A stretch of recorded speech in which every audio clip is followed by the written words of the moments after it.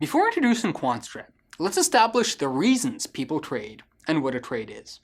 First and foremost, a trade is simply the act of buying or selling an asset, whether that's a financial security, such as a stock, that is ownership of a company's equity, a bond, that is ownership of a company's or government's debt, or a tangible physical product, such as commodities like gold, oil, metals, and corn.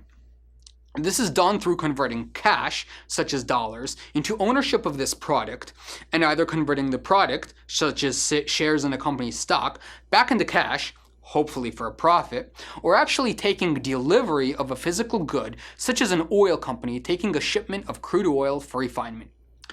While making a profit from acting on trading opportunities is one reason for trading, there are others.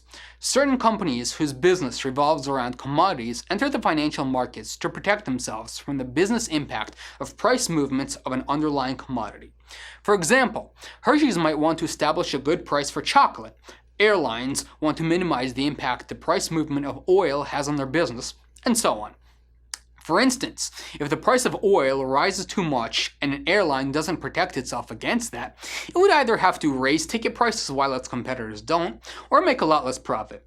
Large financial institutions might want to increase or decrease their exposure to various sources of returns and the riskiness that comes with them.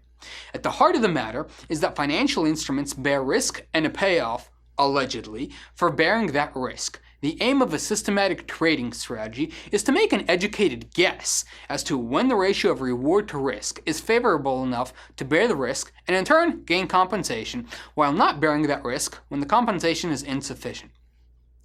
In terms of the mechanics of trading, there are essentially two types of trades. Divergence, also called momentum, or trend trading, is the belief that a quantity will continue to increase or decrease if it has already been increasing or decreasing respectively. A class of hedge funds known as Commodity Trading Advisors, or CTAs, have made a lot of money on proper trend-following trading techniques. These classes of strategies are characterized by suffering small losses in trendless markets while making a great deal of money when a trend establishes. The opposite style of trading is convergence, mean reversion, oscillation, or contrarian style trading. This type of trading philosophy is one that attempts to predict when a certain quantity will reverse direction. For instance, the famed Warren Buffett's value investing philosophy is one that buys companies after their price has suffered a considerable amount of depreciation, in the hopes that this price depreciation has mostly run its course and will reverse in the near future.